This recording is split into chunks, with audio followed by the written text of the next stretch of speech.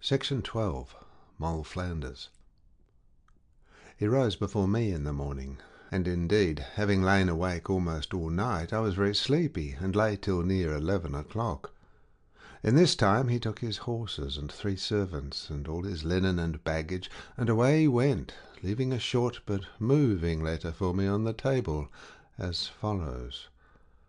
My dear, I am a dog. I have abused you, but I have been drawn into it by a base creature, contrary to my principle and the general practice of my life. Forgive me, my dear. I ask your pardon with the greatest sincerity. I am the most miserable of men in having deluded you. I have been so happy to possess you, and now am so wretched as to be forced to fly from you. Forgive me, my dear. Once more I say, forgive me. I am not able to see you ruined by me, and myself unable to support you. Our marriage is nothing. I shall never be able to see you again. I here discharge you from it. If you can marry to your advantage, do not decline it on my account. I here swear to you on my faith, and on the word of a man of honour, I will never disturb your repose if I should know of it, which, however, is not likely. On the other hand, if you should not marry, and if good fortune should befall me, it shall be all yours wherever you are. I have put some of the stock of money I have left into your pocket. Take a place for yourself and your maid in the stage-coach, and go for London. I hope it will bear your charge thither without breaking into your own. Again, I sincerely ask your pardon, and will do so as often as I shall ever think of you. Adieu, my dear, for ever. I am your most affectionately, J.E. Nothing that ever befell me in my life sank so deep into my heart as this farewell. I reproached him 1,000 times in my thoughts for leaving me, for I would have gone with him through the world if I had begged my bread. I felt in my pocket, and there found 10 guineas, his gold watch, and 2 little rings, one a small diamond ring worth only about £6, and the other a plain gold ring. I sat me down and looked upon these things 2 hours together, and scarce spoke a word, till my maid interrupted me by telling me my dinner was ready. I ate but little, and after dinner I fell into a vehement fit of crying, every now and then calling him by his name, which was James. "Oh, Jemmy," said I, "come back, come back. I'll give you all I have. I'll beg, I'll starve with you." And thus I ran raving about the room several times, and then sat down between whiles, and then walking about again, called upon him to come back, and then cried again. And thus I passed the afternoon till about 7 o'clock, when it was near dusk in the evening, being August, when, to my unspeakable surprise, he comes back into the inn, but without a servant, and comes directly up into my chamber. I was in the greatest confusion imaginable, and so was he too. I could not imagine what should be the occasion of it, and began to be at odds with myself whether to be glad or sorry, but my affection biassed all the rest, and it was impossible to conceal my joy, which was too great for smiles, for it burst out into tears. He was no sooner entered the room, but he ran to me and took me in his arms, holding me fast, and almost stopping my breath with his kisses, but spoke not a word. At length I began. "My dear," said I, "how could you go away from me?" To which he gave no answer, for it was impossible for him to speak. When our ecstasies were a little over, he told me he was gone about 15 miles, but it was not in his power to go any farther without coming back to see me again, and to take his leave of me once more. I told him how I had passed my time, and how loud I had called him to come back again. He told me he heard me very plain upon Delamere Forest, at a place about 12 miles off. I smiled. "Nay," says he, "do not think I am in jest, for if ever I heard your voice in my life, I heard you call me aloud, and sometimes I thought I saw you running after me." "Why," said I, "what did I say?" for I had not named the words to him. "You called aloud," said he, "and said, 'Oh, Jemmy, come back, come back.'" I laughed at him. "My dear," says he, "do not laugh, for depend upon it I heard your voice as plain as you hear mine now. If you please, I'll go before a magistrate and make oath of it." I then began to be amazed and surprised, and indeed frightened, and I told him what I had really done, and how I had called after him as above. When we had amused ourselves a while about this, I said to him, Well, you shall go away from me no more. I'll go all over the world with you, rather." He told me it would be a very difficult thing for him to leave me, but since it must be, he hoped I would make it as easy to me as I could. But as for him, it would be his destruction that he foresaw. However, he told me that he considered he had left me to travel to London alone, which was too long a journey, and that as he might as well go that way as any way else, he was resolved to see me safe thither or near it, and if he did go away then without taking his leave, I should not take it ill of him, and this he made me promise. He told me how he had dismissed his 3 servants, sold their horses, and sent the fellows away to seek their fortunes, and all in a little time, at a town on the road, I know not where. And, says he, it cost me some tears all alone by myself, to think how much happier they were than their master, for they could go to the next gentleman's house to see for a service, whereas, said he, I knew not whither to go, or what to do with myself. I told him I was so completely miserable in parting with him that I could not be worse, and that now he came again I would not go from him if he would take me with him, let me go whither he would, or do what he would. And in the meantime I agreed that we would go together to London, but I could not be brought to consent he should go away at last and not take his leave of me, as he proposed to do, but told him, jesting, that if he did, I would call him back again as loud as I did before.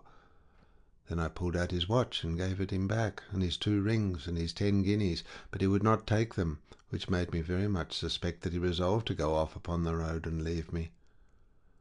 The truth is, the circumstances he was in, the passionate expressions of his letter, the kind, gentlemanly treatment I had from him in all the affair, with the concern he showed for me in it, his manner of parting with that large share which he gave me of his little stock left, all these had joined to make such impressions on me that I really loved him most tenderly, and could not bear the thoughts of parting with him. 2 days after this we quitted Chester, I in the stage-coach, and he on horseback. I dismissed my maid at Chester. He was very much against my being without a maid, but she being a servant hired in the country, and I resolving to keep no servant in London, I told him it would have been barbarous to have taken the poor wench and have turned her away as soon as I came to town, and it would also have been a needless charge on the road, so I satisfied him, and he was easy enough on the score. He came with me as far as Dunstable, within 30 miles of London, and then he told me fate and his own misfortune obliged him to leave me, and that it was not convenient for him to go to London, for reasons which it was of no value to me to know, and I saw him preparing to go. The stage-coach we were in did not usually stop at Dunstable, but I, desiring it but for a quarter of an hour, they were content to stand at an inn-door a while, and we went into the house. Being in the inn, I told him I had but one favour more to ask of him, and that was, that since he could not go any further, he would give me leave to stay a week or 2 in the town with him, that we might in that time think of something to prevent such a ruinous thing to us both as a final separation would be, and that I had something of moment to offer him that I had never yet said, and which perhaps he might find practicable to our mutual advantage. This was too reasonable a proposal to be denied, so he called the landlady of the house and told her his wife was taken ill, and so ill that she could not think of going any farther in the stage-coach, which had tired her almost to death, and asked if she could not get us a lodging for 2 or 3 days in a private house, where I might rest me a little, for the journey had been too much for me. The landlady, a good sort of woman, well bred and very obliging, came immediately to see me, told me she had 2 or 3 very good rooms in a part of the house quite out of the noise, and if I saw them, she did not doubt but I would like them, and I should have one of her maids, that should do nothing else but be appointed to wait on me. This was so very kind that I could not but accept of it and thank her. So I went to look on the rooms, and liked them very well, and indeed they were extraordinarily furnished, and very pleasant lodgings.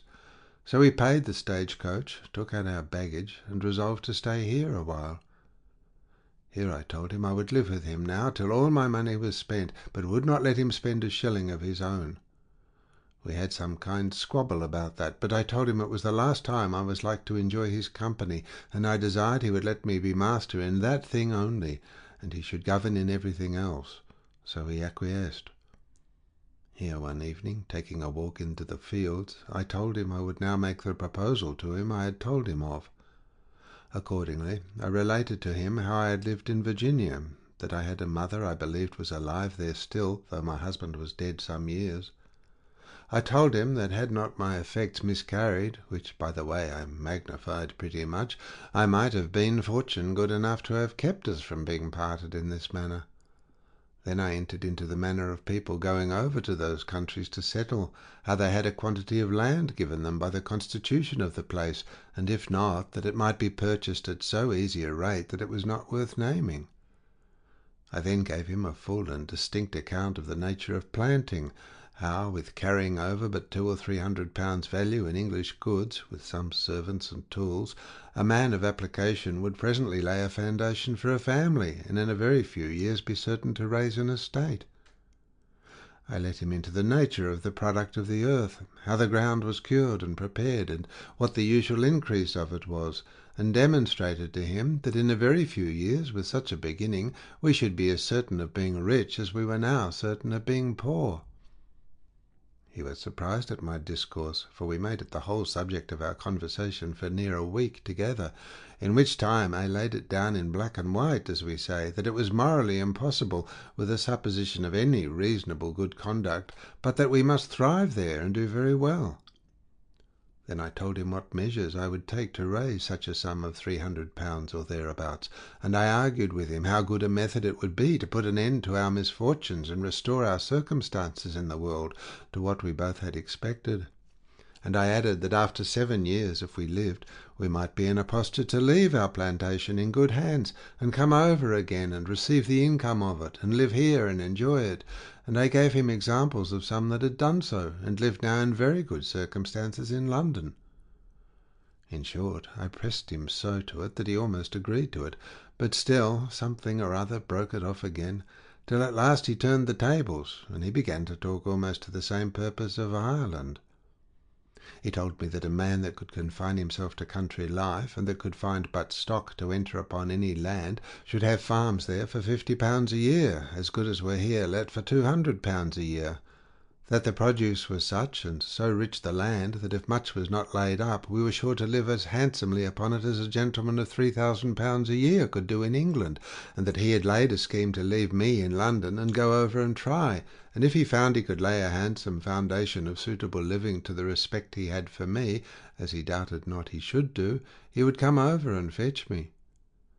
I was dreadfully afraid that upon such a proposal he would have taken me at my word, viz., to sell my little income, as I called it, and turn it into money, and let him carry it over into Ireland and try his experiment with it. But he was too just to desire it, or to have accepted it if I had offered it, and he anticipated me in that, for he added that he would go and try his fortune that way, and if he found he could do anything at it to live, then, by adding mine to it when I went over, we should live like ourselves, but that he would not hazard a shilling of mine till he had made the experiment with a little, and he assured me that if he found nothing to be done in Ireland, he would then come to me and join in my project for Virginia. He was so earnest upon his project being to be tried first that I could not withstand him. However, he promised to let me hear from him in a very little time after his arriving there, to let me know whether his prospect answered his design, that if there was not a possibility of success, I might take the occasion to prepare for our other voyage, and then, he assured me, he would go with me to America with all his heart. I could bring him to nothing further than this. However, those consultations entertained us near a month, during which I enjoyed his company, which indeed was the most entertaining that ever I met in my life before. In this time he let me into the whole story of his own life, which was indeed surprising, and full of an infinite variety sufficient to fill up a much brighter history for its adventures and incidents than any I ever saw in print, but I shall have occasion to say more of him hereafter. We parted at last, though with an utmost reluctance on my side, and indeed he took his leave very unwillingly too, but necessity obliged him, for his reasons were very good why he should not come to London, as I understood much more fully some time afterwards. I gave him a direction how to write to me, though still I reserved the grand secret, and never broke my resolution, which was not to let him ever know my true name, who I was, or where to be found. He likewise let me know how to write a letter to him, so that, he said, he would be sure to receive it. I came to London the next day after we parted, but did not go directly to my old lodgings, but for another nameless reason took a private lodging in St. John's Street, or, as it is vulgarly called, St. Jones's, near Clerkenwell. And here, being perfectly alone, I had leisure to sit down and reflect seriously upon the last 7 months' ramble I had made, for I had been abroad no less. The pleasant hours I had with my last husband I looked back on with an infinite deal of pleasure, but that pleasure was very much lessened when I found, some time after, that I was really with child. This was a perplexing thing, because of the difficulty which was before me where I should get leave to lie in, it being one of the nicest things in the world at that time of day for a woman that was a stranger and had no friends to be entertained in that circumstance without security, which, by the way, I had not, neither could I procure any.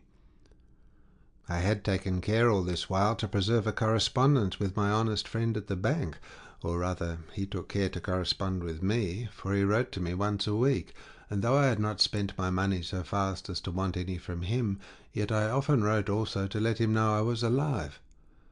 I had left directions in Lancashire, so that I had these letters which he sent conveyed to me, and during my recess at St. James's received a very obliging letter from him, assuring me that his process for a divorce from his wife went on with success, though he met with some difficulties in it that he did not expect. I was not displeased with the news that his process was more tedious than he expected, for though I was in no condition to have him yet, not being so foolish to marry him when I knew myself to be with child by another man, as some I know have ventured to do, yet I was not willing to lose him, and, in a word, resolved to have him if he continued in the same mind as soon as I was up again. For I saw apparently I should hear no more from my husband, and that he had all along pressed to marry, and had assured me he would not be at all disgusted at it, or even offer to claim me again. So I made no scruple to resolve to do it if I could, and if my other friend stood to his bargain, and I had a great deal of reason to be assured that he would stand to it, by the letters he wrote to me, which were the kindest and most obliging that could be. I now grew big, and the people where I lodged perceived it, and began to take notice of it to me, and, as far as civility would allow, intimated that I must think of removing. This put me to extreme perplexity, and I grew very melancholy, for indeed I knew not what course to take. I had money, but no friends, and was like to have a child upon my hands to keep, which was a difficulty I had never had upon me yet, as the particulars of my story hitherto make appear. In the course of this affair I fell very ill, and my melancholy really increased my distemper. My illness proved at length to be only an ague, but my apprehensions were really that I should miscarry. I should not say apprehensions, for indeed I would have been glad to miscarry, but I could never be brought to entertain so much as a thought of endeavouring to miscarry, or of taking anything to make me miscarry. I abhorred, I say, so much as the thought of it. However, speaking of it in the house, the gentlewoman who kept the house proposed to me to send for a midwife. I scrupled it at first, but after some time consented to it, but told her I had no particular acquaintance with any midwife, and so left it to her. It seems the mistress of the house was not so great a stranger to such cases as mine was, as I thought at first she had been, as will appear presently, and she sent for a midwife of the right sort, that is to say, the right sort for me. The woman appeared to be an experienced woman in her business, I mean as a midwife, but she had another calling too, in which she was as expert as most women, if not more. My landlady had told her I was very melancholy, and that she believed that had done me harm, and once before me said to her, "Mrs. B," meaning the midwife, "I believe this lady's trouble is of a kind that is pretty much in your way, and therefore if you can do anything for her, pray do, for she is a very civil gentlewoman," and so she went out of the room. I really did not understand her, but my mother, Midnight, began very seriously to explain what she meant as soon as she was gone. "Madam," says she, "you seem not to understand what your landlady means, and when you do understand it, you need not let her know at all that you do so. She means that you are under some circumstances that may render your lying in difficult to you, and that you are not willing to be exposed. I need say no more, but tell you that if you think fit to communicate so much of your case to me, if it be so as is necessary, for I do not desire to pry into those things, I perhaps may be in a position to help you, and to make you perfectly easy, and remove all your dull thoughts upon that subject. Every word this creature said was cordial to me, and put new life and new spirit into my heart. My blood began to circulate immediately, and I was quite another body. I ate my victuals again, and grew better presently after it. She said a great deal more to the same purpose, and then, having pressed me to be free with her, and promised in the solemnest manner to be secret, she stopped a little, as if waiting to see what impression it made on me, and what I would say. I was too sensible to the want I was in of such a woman not to accept her offer. I told her my case was partly as she guessed, and partly not, for I was really married, and had a husband, though he was in such fine circumstances, and so remote at that time, as that he could not appear publicly. She took me short, and told me that was none of her business. All the ladies that came under her care were married women to her. Every woman, she says, that is with child has a father for it, and whether that father was a husband or no husband was no business of hers. Her business was to assist me in my present circumstances, whether I had a husband or no. For, madam, says she, to have a husband that cannot appear is to have no husband in the sense of the case, and therefore whether you are a wife or a mistress is all one to me. I found presently that whether I was a whore or a wife, I was to pass for a whore here, so I let that go. I told her it was true, as she said, but that, however, if I must tell her my case, I must tell it her as it was. So I related it to her as short as I could, and I concluded it to her thus. I trouble you with all this, madam, said I, not that, as you said before, it is much to the purpose in your affair, but this is to the purpose, namely, that I am not in any pain about being seen, or being public or concealed, for 'tis perfectly indifferent to me. But my difficulty is that I have no acquaintance in this part of the nation. I understand you, madam, says she. You have no security to bring to prevent the parish impertinence, as usual in such cases, and perhaps, says she, do not know very well how to dispose of the child when it comes. The last, says I, is not so much my concern as the first. Well, madam, answered the midwife, dare you put yourself into my hands? I live in such a place. Though I do not inquire after you, you may inquire after me. My name is B. I live in such a street, naming the street, at the sign of the Cradle. My profession is a midwife, and I have many ladies that come to my house to lie in. I have given security to the parish in general terms, to secure them from any charge from whatsoever shall come into the world under my roof. I have but one question to ask in the whole affair, madam, says she, and if that be answered, you shall be entirely easy for all the rest. I presently understood what she meant, and told her, Madam, I believe I understand you. I thank God, though I want friends in this part of the world, I do not want money, so far as may be necessary, though I do not abound in that neither.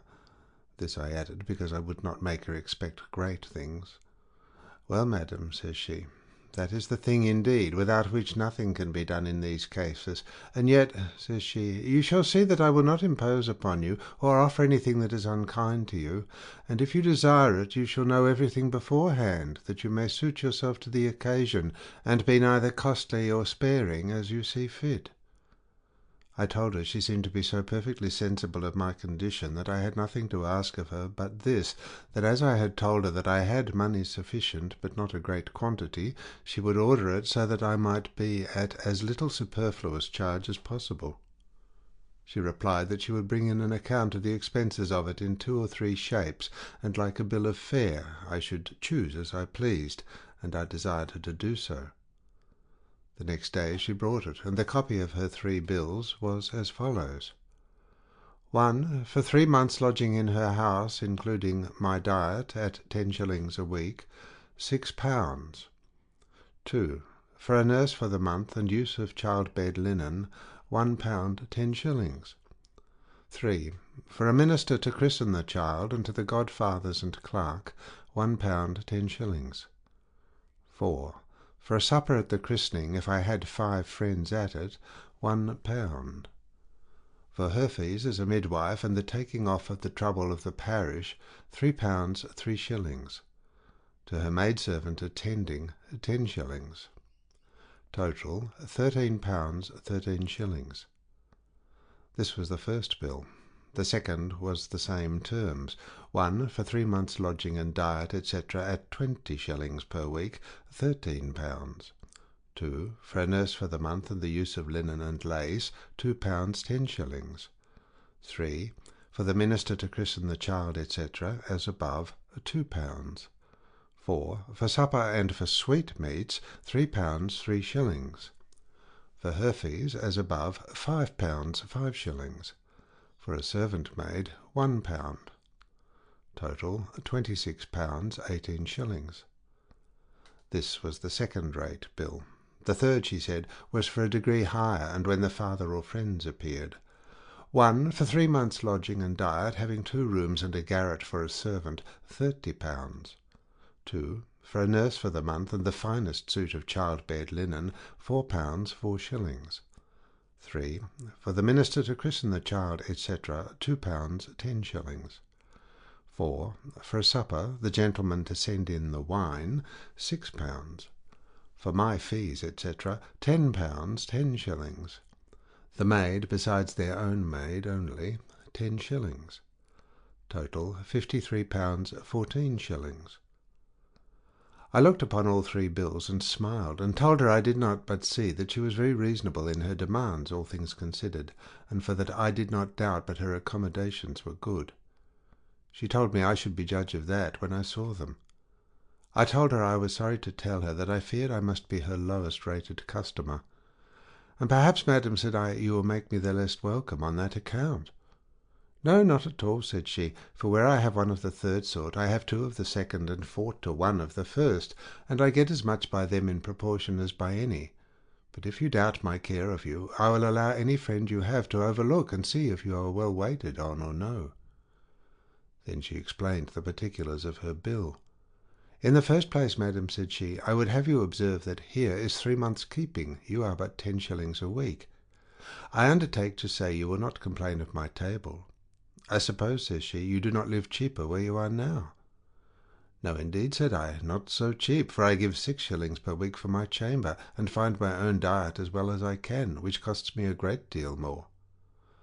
"Then, madam," says she, "if the child should not live, or should be dead born, as you know sometimes happens, then there is the minister's article saved, and if you have no friends to come to you, you may save the expense of a supper, so that take those articles out, madam," says she, "your lying in will not cost you above £5 3s. in all, more than your ordinary charge of living." This was the most reasonable thing that I ever heard of, so I smiled and told her I would come and be her customer. But I told her also that as I had 2 months and more to do, I might perhaps be obliged to stay longer with her than 3 months, and desired to know if she would not be obliged to remove me before it was proper.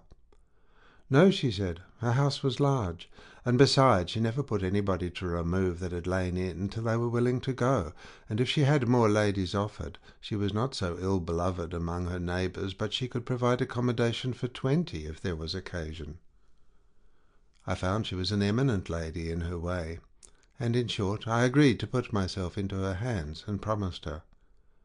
She then talked of other things, looked about into my accommodations where I was, found fault with my wanting attendance and conveniences, and that I should not be used so at her house.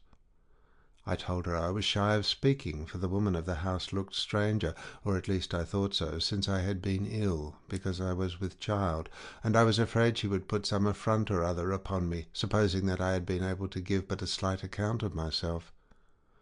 "Oh dear," said she, "her ladyship is no stranger to these things. She has tried to entertain ladies in your condition several times, but she could not secure the parish. And besides, she is not such a nice lady as you take her to be. However, since you are a-going, you shall not meddle with her, but I'll see you are a little better looked after while you are here than I think you are, and it shall not cost you the more neither." I did not understand her at all. However, I thanked her, and so we parted. The next morning she sent me a chicken, roasted and hot, and a pint bottle of sherry, and ordered the maid to tell me that she was to wait on me every day as long as I stayed there. This was surprisingly good and kind, and I accepted it very willingly. At night she sent to me again to know if I wanted anything, and how I did, and to order the maid to come to her in the morning with my dinner. The maid had orders to make me some chocolate in the morning before she came away, and did so, and at noon she brought me the sweetbread of a breast of veal, whole, and a dish of soup for my dinner. And after this manner she nursed me up at a distance, so that I was mightily well pleased, and quickly well, for indeed my dejections before were the principal part of my illness. I expected, as is usually the case among such people, that the servant she sent me would have been some imprudent brazen wench of Drury Lane breeding, and I was very uneasy at having her with me upon that account, so I would not let her lie in that house the first night by any means, but had my eyes about me as narrowly as if she had been a public thief. My gentlewoman guessed presently what was the matter, and sent her back with a short note, that I might depend upon the honesty of her maid, that she would be answerable for her upon all accounts, and that she took no servants into her house without very good security for their fidelity. I was then perfectly easy, and indeed the maid's behaviour spoke for itself, for a modester, quieter, soberer girl never came into anybody's family, and I found her so afterwards. As soon as I was well enough to go abroad, I went with the maid to see the house, and to see the apartment I was to have. And everything was so handsome, and so clean and well, that, in short, I had nothing to say, but was wonderfully pleased and satisfied with what I had met with, which, considering the melancholy circumstances I was in, was far beyond what I looked for. It might be expected that I should give some account of the nature of the wicked practices of this woman, in whose hands I was now fallen, but it would be too much encouragement to the vice to let the world see what easy measures were here taken to rid the woman's unwelcome burden of a child clandestinely gotten. This grave matron had several sorts of practice, and this was one particular, that if a child was born, though not in her house, for she had occasion to be called to many private labours, she had people at hand who, for a piece of money, would take the child off their hands, and off from the hands of the parish too. And those children, as she said, were honestly provided for and taken care of. What should become of them all, considering so many as by her account she was concerned with, I cannot conceive.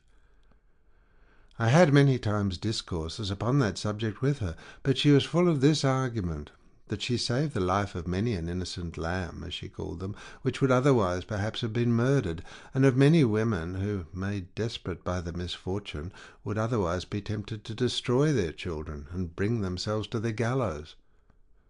I granted her that this was true, and a very commendable thing, provided the poor children fell into good hands afterwards, and were not abused, starved, and neglected by the nurses that bred them up. She answered that she always took care of that, and had no nurses in her business but what were very good, honest people, and such as might be depended upon. I could say nothing to the contrary, and so was obliged to say, "Madam, I do not question you do your part honestly, but what those people do afterwards is the main question." And she stopped my mouth again with saying that she took the utmost care about it.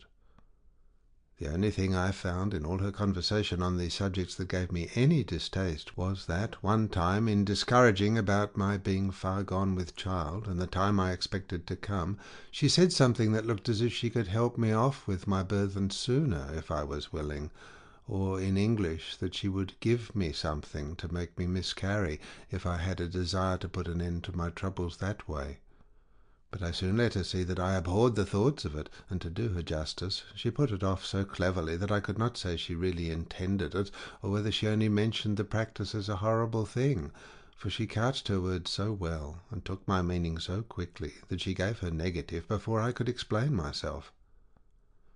To bring this part into as narrow a compass as possible, I quitted my lodging at St. James's and went to my new governess, for so they called her in the house, and there I was indeed treated with so much courtesy, so carefully looked to, so handsomely provided, and everything so well, that I was surprised at it, and could not at first see what advantage my governess made of it.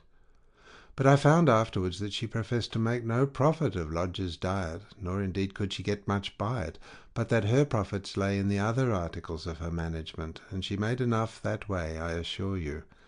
For 'tis scarce credible what practices she had, as well abroad as at home, and yet all upon the private account, or, in plain English, the whoring account.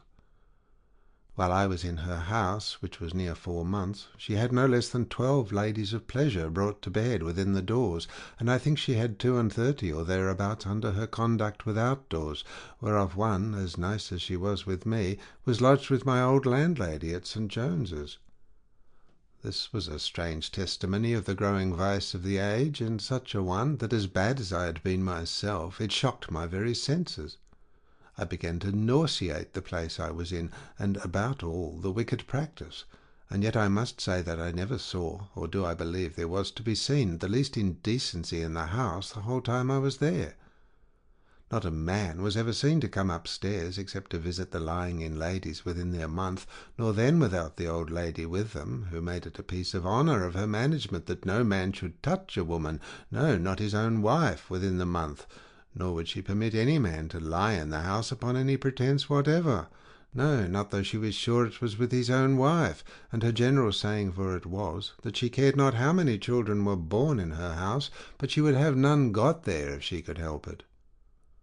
It might perhaps be carried further than was needful, but it was an error of the right hand if it was an error, for by this she kept up the reputation, such as it was, of her business, and obtained this character, that though she did take care of the women when they were debauched, yet she was not instrumental to their being debauched at all, and yet it was a wicked trade she drove too. While I was there, and before I was brought to bed, I received a letter from my trustee at the bank, full of kind, obliging things, and earnestly pressing me to return to London. It was near a fortnight old when it came to me, because it had been first sent into Lancashire and then returned to me. He concludes with telling me that he had obtained a decree, I think he called it, against his wife, and that he would be ready to make good his engagement to me, if I would accept of him, adding a great many protestations of kindness and affection, such as he would have been far from offering if he had known the circumstances I had been in, and which, as it was, I had been very far from deserving. I returned an answer to his letter, and dated it at Liverpool, but sent it by messenger, alleging that it came in cover to a friend in town.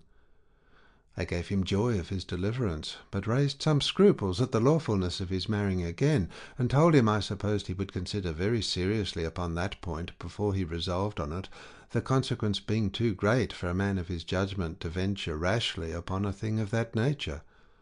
So concluded, wishing him very well in whatever he resolved, without letting him into anything of my own mind, or giving any answer to his proposal of my coming to London to him, but mentioned at a distance my intention to return the latter end of the year, this being dated in April. I was brought to bed about the middle of May, and had another brave boy, and myself in as good condition as usual on such occasions. My governess did her part as a midwife with the greatest art and dexterity imaginable, and far beyond all that ever I had had any experience of before. Her care of me in my travail, and after in my lying in, was such that if she had been my own mother it could not have been better. Let none be encouraged in their loose practices from this dexterous lady's management, for she is gone to her place, and I dare say she has left nothing behind her that can or will come up on it.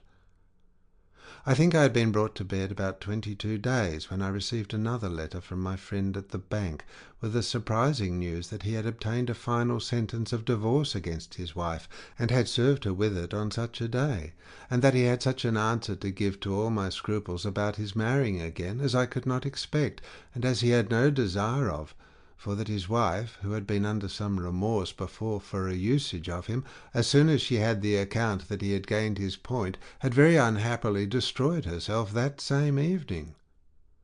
He expressed himself very handsomely as to his being concerned at her disaster, but cleared himself of having any hand in it, and that he had only done himself justice in a case in which he was notoriously injured and abused. However, he said that he was extremely afflicted at it, and had no view of any satisfaction left in his world, but only in the hope that I would come and relieve him by my company. And then he pressed me violently indeed to give him some hopes that I would at least come up to town and let him see me, when he would further enter into discourse about it.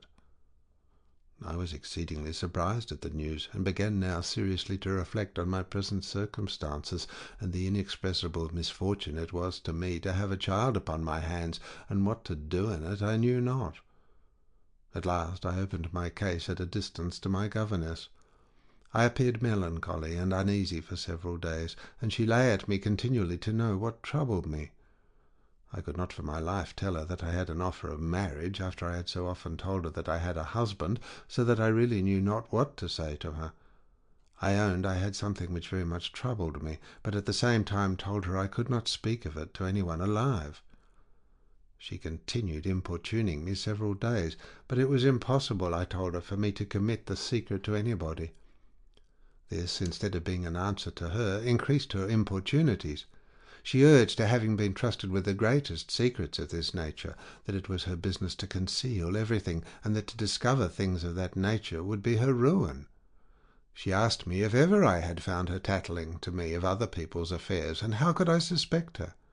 She told me to unfold myself to her was telling it to nobody, that she was silent as death, that it must be a very strange case indeed that she could not help me out of, but to conceal it was to deprive myself of all possible help or means of help, and to deprive her of the opportunity of serving me. In short, she had such a bewitching eloquence and so great a power of persuasion that there was no concealing anything from her. So I resolved to unbosom myself to her. I told her the history of my Lancashire marriage, and how both of us had been disappointed, how we came together and how we parted, how he absolutely discharged me as far as lay in him, free liberty to marry again, protesting that if he knew it he would never claim me, or disturb or expose me, that I thought I was free, but was dreadfully afraid to venture, for fear of the consequences that might follow in case of a discovery. Then I told her what a good offer I had, showed her my friend's 2 last letters, inviting me to come to London, and let her see with what affection and earnestness they were written, but blotted out the name, and also the story about the disaster of his wife, only that she was dead.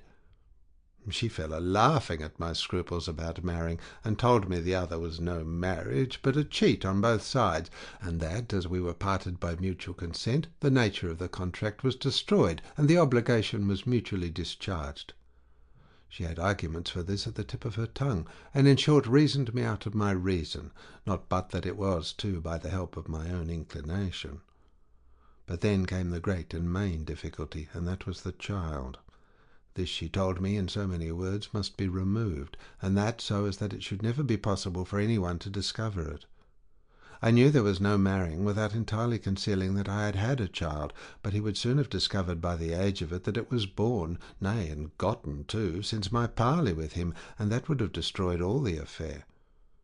But it touched my heart so forcibly to think of parting entirely with the child, and for aught I knew of having it murdered, or starved by neglect and ill usage, which was much the same, that I could not think of it without horror. I wish all those women who consent to the disposing their children out of the way, as it is called, for decency's sake, would consider that 'tis only a contrived method for murder, that is to say, a killing their children with safety. It is manifest to all that understand anything of children that we are born into the world helpless, and incapable either to supply our own wants or so much as make them known, and that without help we must perish.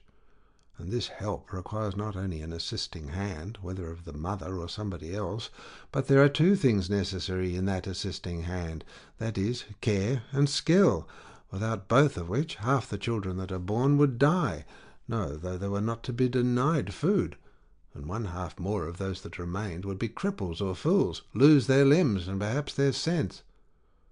I question not but that these are partly the reason why the affection was placed by nature in the hearts of mothers to their children, without which they would never be able to give themselves up, as 'tis necessary they should, to the care and waking pains needful for the support of their children.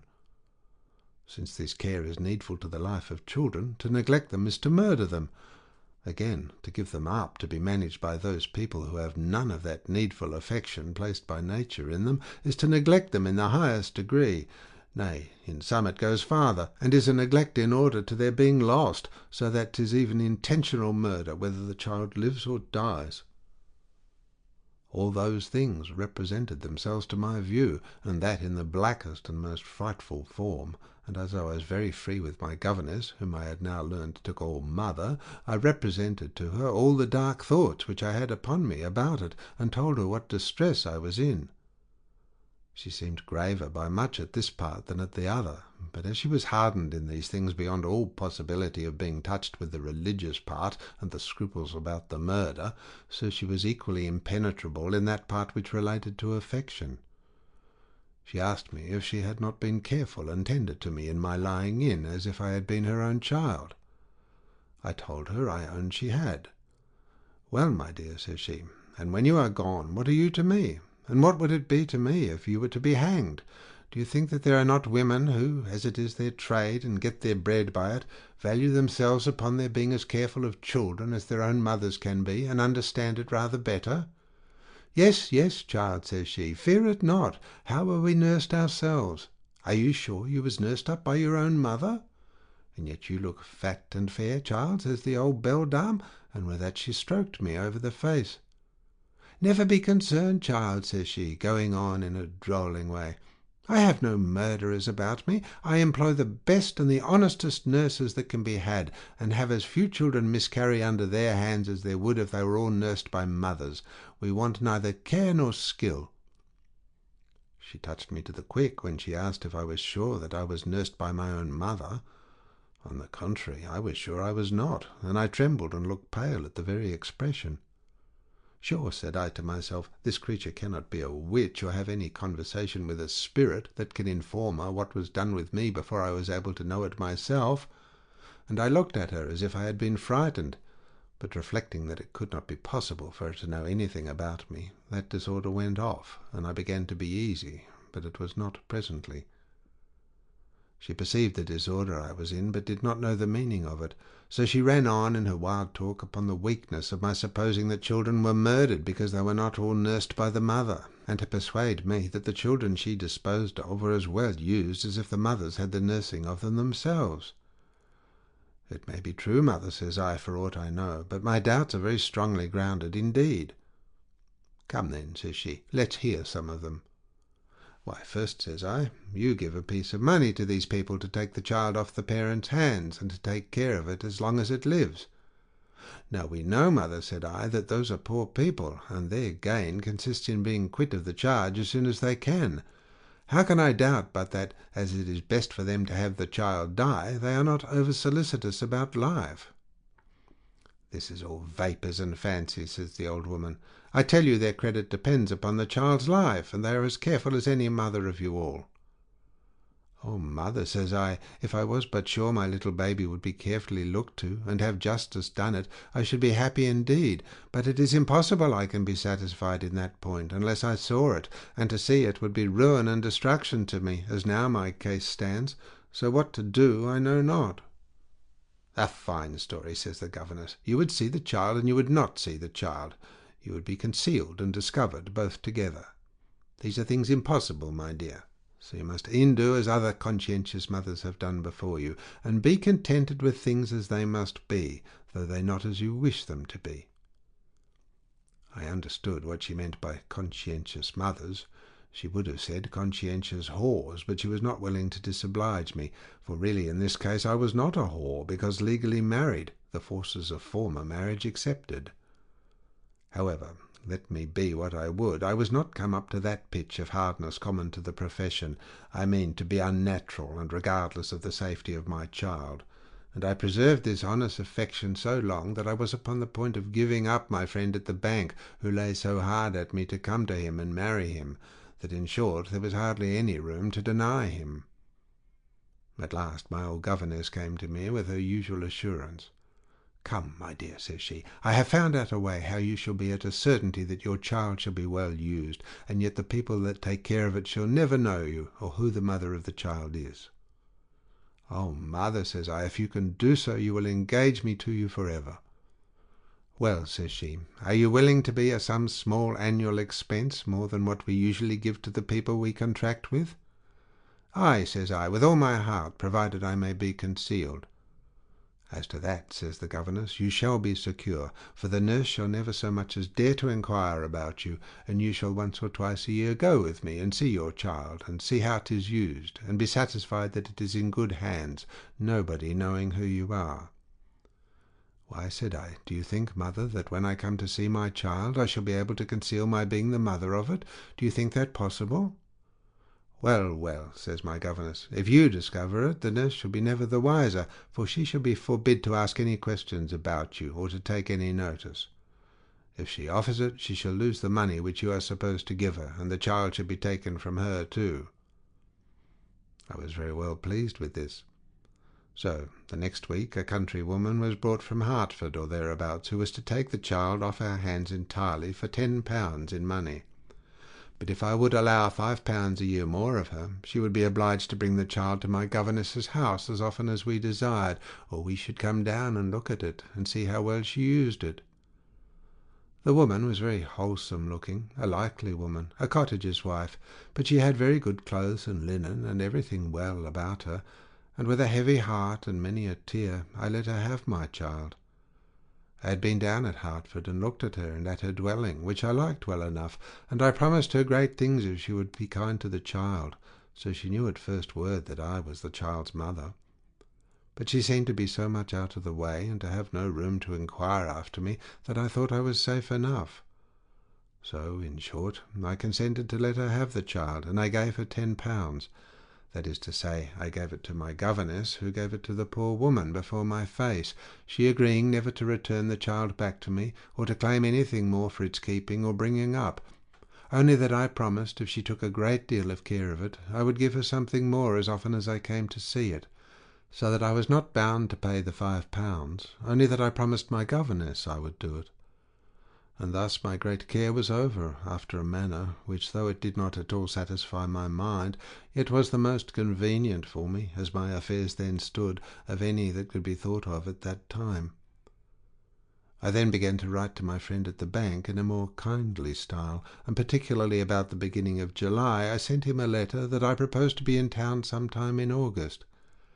He returned me an answer in the most passionate terms imaginable, and desired me to let him have timely notice, and he would come and meet me 2 days' journey. This puzzled me scurvily, and I did not know what answer to make of it. Once I resolved to take the stage-coach to West Chester, on purpose only to have the satisfaction of coming back, that he might see me really come in the same coach, for I had a jealous thought, though I had no ground for it at all, lest he should think I was not really in the country. And it was no ill-grounded thought, as you shall hear presently. I endeavoured to reason myself out of it, but it was in vain. The impression lay so strong on my mind that it was not to be resisted. At last it came as an addition to my new design of going into the country, that it would be an excellent blind to my old governess, and would cover entirely all my other affairs, for she did not know in the least whether my new lover lived in London or in Lancashire, and when I told her my resolution, she was fully persuaded it was in Lancashire. Having taken my measure for this journey, I let her know it, and sent the maid that tended me from the beginning to take a place for me in the coach. She would have had me let the maid have waited on me down to the last stage, and come up again in the waggon, but I convinced her it would not be convenient. When I went away, she told me she would enter into no measures for correspondence, for she saw evidently that my affection to the child would cause me to write to her, and to visit her too when I came to town again. I assured her it would, and so took my leave, well satisfied to have been freed from such a house, however good my accommodation there had been, as I have related above. I took the place in the coach, not to its full extent, but to a place called Stone, in Cheshire, I think it is, where I not only had no manner of business, but not so much as the least acquaintance with any person in the town or near it. But I knew that with money in the pocket one is at home anywhere, so I lodged there 2 or 3 days, till, watching my opportunity, I found room in another stage-coach, and took passage back again for London, sending a letter to my gentleman that I should be such a certain day at Stony Stratford, where the coachman had told me he was to lodge. It happened to be a chance coach that I had taken up, which, having been hired on purpose to carry some gentlemen to West Chester who were going for Ireland, was now returning, and did not tie itself to exact times or places as the stages did, so that, having been obliged to lie still on Sunday, he had time to get himself ready to come out, which otherwise he could not have done. However, his warning was so short that he could not reach to Stony Stratford time enough to be with me at night, but he met me at a place called Brick Hill the next morning, as we were just coming into town. I confess I was very glad to see him, for I had thought myself a little disappointed overnight, seeing I had gone so far to contrive my coming on purpose. He pleased me doubly too by the figure he came in, for he brought a very handsome gentleman's coach and 4 horses, with a servant to attend him. He took me out of the stagecoach immediately, which stopped at an inn in Brick Hill, and putting into the same inn, he set up his own coach and bespoke his dinner. I asked him what he meant by that, for I was for going forward with the journey. He said no, I had need of a little rest upon the road, and that was a very good sort of a house, though it was but a little town, so we would go no farther that night, whatever came of it. I did not press him much, for since he had come so to meet me, and put himself to so much expense, it was but reasonable I should oblige him a little too, for I was easy as to that point. After dinner we walked to see the town, to see the church, and to view the fields and the country, as is usual for strangers to do, and our landlord was our guide in going to see the church. I observed my gentleman inquired pretty much about the parson, and I took the hint immediately that he certainly would propose to be married, and though it was a sudden thought, it followed presently that, in short, I would not refuse him, for, to be plain, with my circumstances, I was in no condition now to say no. I had no reason now to run any more such hazards. But while these thoughts ran round in my head, which was the work but of a few moments, I observed my landlord took him aside and whispered to him, though not very softly neither, for so much I overheard. "Sir, if you shall have occasion—" The rest I could not hear, but it seems it was to this purpose. "Sir, if you shall have occasion for a minister, I have a friend a little way off that will serve you, and be as private as you please." My gentleman answered loud enough for me to hear, "Very well, I believe I shall." I was no sooner come back to the inn, but he fell upon me with irresistible words, that since he had had the good fortune to meet me, and everything concurred, it would be hastening his felicity if I would put an end to the matter just there. "What do you mean?" says I, colouring a little. "What, in an inn, and upon the road? Bless us all," said I, as if I had been surprised. "How can you talk so?" "Oh, I can talk so very well," said he. "I came a purpose to talk so, and I'll show you that I did." And with that he pulls out a great bundle of papers. "You fright me," said I. "What are all these?" "Don't be frighted, my dear," said he, and kissed me. This was the first time that he had been so free to call me "my dear." Then he repeated it. "Don't be frighted. You shall see what it is all." And then he laid them all abroad. There was first the deed or sentence of divorce from his wife, and the full evidence of her playing the whore. Then there were the certificates of the minister and churchwardens of the parish where she lived, proving that she was buried, and intimating the manner of her death. The copy of the coroner's warrant for a jury to sit upon her, and the verdict of the jury, who brought it in non compos mentis. All this was indeed to the purpose, and to give me satisfaction, though, by the way, I was not so scrupulous, had he known all, but that I might have taken him without it.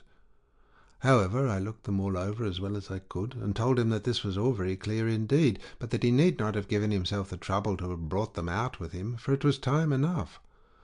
Well, he said, it might be time enough for me, but no time but the present time was time enough for him.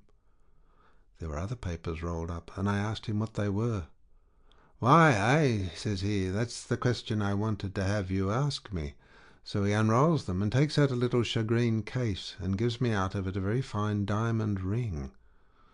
I could not refuse it if I had a mind to do so, for he put it upon my finger, so I made him a curtsy and accepted it. Then he takes out another ring. "And this," says he, "is for another occasion," so he puts that in his pocket. "Well, but let me see it, though," says I, and smiled. "I guess what it is. I think you are mad." "I should have been mad if I had done less," says he, and still he did not show me, and I had a great mind to see it, so I says, "Well, but let me see it." "Hold," says he, "first look here." Then he took up the roll again and read it, and behold, it was a licence for us to be married. "Why," says I, "are you distracted? Why, you were fully satisfied that I would comply and yield at first word, or resolve to take no denial?" "The last is certainly the case," said he. "But you may be mistaken," said I. "No, no," says he, "how can you think so? I must not be denied. I can't be denied." And with that he fell to kissing me so violently I could not get rid of him. There was a bed in the room, and we were walking to and again, eager in the discourse. At last he takes me by surprise in his arms, and threw me on the bed, and himself with me, and holding me fast in his arms, but without the least offer of any indecency, courted me to consent with such repeated entreaties and arguments, protesting his affection, and vowing he would not let me go till I had promised him, that at last he said, "Why are you resolved not to be denied? Indeed, I can't be denied." "Well, well," said I, and giving him a slight kiss. "Then you shan't be denied," said I. "Let me get up." He was so transported with my consent and the kind manner of it that I began to think once he took it for a marriage and would not stay for the form. But I wronged him, for he gave over kissing me, and then giving me 2 or 3 kisses again, thanked me for my kind yielding to him, and was so overcome with the satisfaction and joy of it that I saw tears stand in his eyes. I turned from him, for it filled my eyes with tears too, and I asked him leave to retire a little to my chamber. If ever I had a grain of true repentance for a vicious and abominable life for 24 years past, it was then. Oh, what a felicity it is to mankind, said I to myself, that they cannot see into the hearts of one another. How happy had it been for me if I had been wife to a man of so much honesty and so much affection from the beginning. Then it occurred to me, what an abominable creature I am, and how is this innocent gentleman going to be abused by me?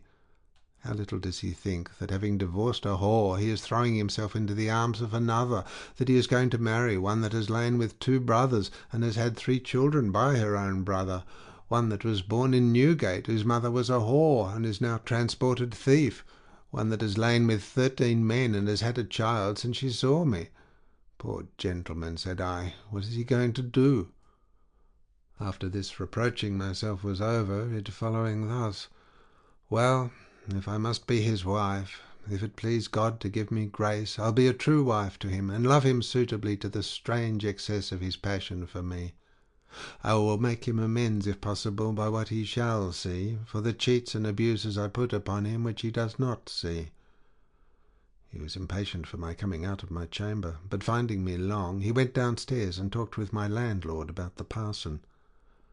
My landlord, an officious though well-meaning fellow, had sent away for the neighbouring clergyman, and when my gentleman began to speak of it to him, and talk of sending for him, "Sir," says he to him, "my friend is in the house." So without any more words he brought them together. When he came to the minister, he asked him if he would venture to marry a couple of strangers that were both willing.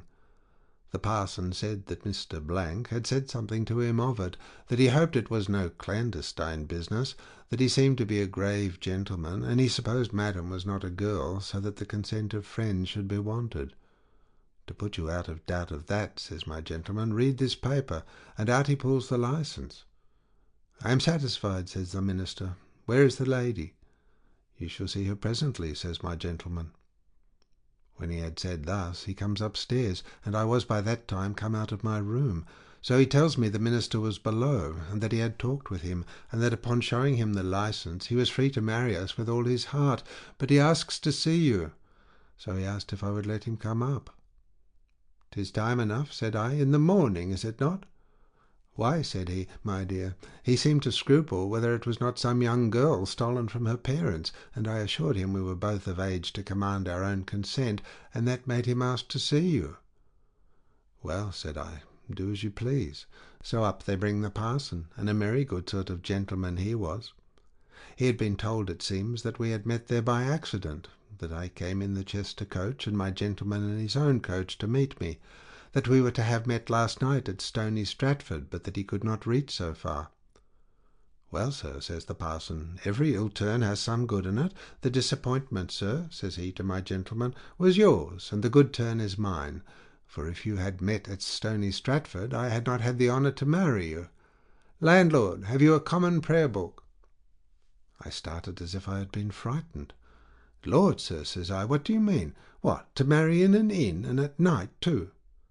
"Madam," says the minister, "if you will have it to be in the church, you shall, but I assure you your marriage will be as firm here as in the church. We are not tied by the canons to marry nowhere but in the church, and if you will have it in the church it will be public as a country fair, and as for the time of day, it does not at all weigh in this case. Our princes are married in their chambers, and at 8 or 10 o'clock at night." I was a great while before I could be persuaded, and pretended not to be willing at all to be married but in the church. But it was all grimace, so I seemed at last to be prevailed on, and my landlord and his wife and daughters were called up. My landlord was father and clerk and all together, and we were married, and very merry we were, though I confess the self-reproaches which I had upon me before lay close to me, and extorted every now and then a deep sigh from me, which my bridegroom took notice of, and endeavoured to encourage me, thinking, poor man, that I had some little hesitation at the step I had taken so hastily. We enjoyed ourselves that evening completely, and yet all was kept so private in the inn that not a servant in the house knew of it, for my landlady and her daughter waited on me, and would not let any of the maids come upstairs except while we were at supper. My landlady's daughter I called my bridesmaid, and sending for a shopkeeper the next morning, I gave the young woman a good suit of knots, as good as the town would afford, and finding it was a lace-making town, I gave her mother a piece of bone lace for a head. One reason that my landlord was so close was that he was unwilling the minister of the parish should hear of it, but for all that somebody heard of it, so that we had the bell set a-ringing the next morning early, and the music, such as the town would afford, under our window. But my landlord brazened it out that we were married before we came thither, only that, being his former guests, we would have our wedding supper at his house. We could not find it in our hearts to stir the next day, for in short, having been disturbed by the bells in the morning, and having perhaps not slept over much before, we were so sleepy afterwards that we lay in bed till almost 12 o'clock. I begged my landlady that we might not have any more music in the town, nor ringing of bells, and she managed it so well that we were very quiet, but an odd passage interrupted all my mirth for a good while. The great room of the house looked into the street, and my new spouse being below stairs, I had walked to the end of the room, and it being a pleasant warm day, I had opened the window, and was standing at it for some air, when I saw 3 gentlemen come by on horseback, and go into an inn just against us. It was not to be concealed, nor was it so doubtful as to leave me any room to question it, but the second of the 3 was my Lancashire husband. I was frightened to death. I never was in such a consternation in my life. I thought I should have sunk into the ground. My blood ran chill in my veins, and I trembled as if I had been in a cold fit of ague. I say there was no room to question the truth of it. I knew his clothes, I knew his horse, and I knew his face.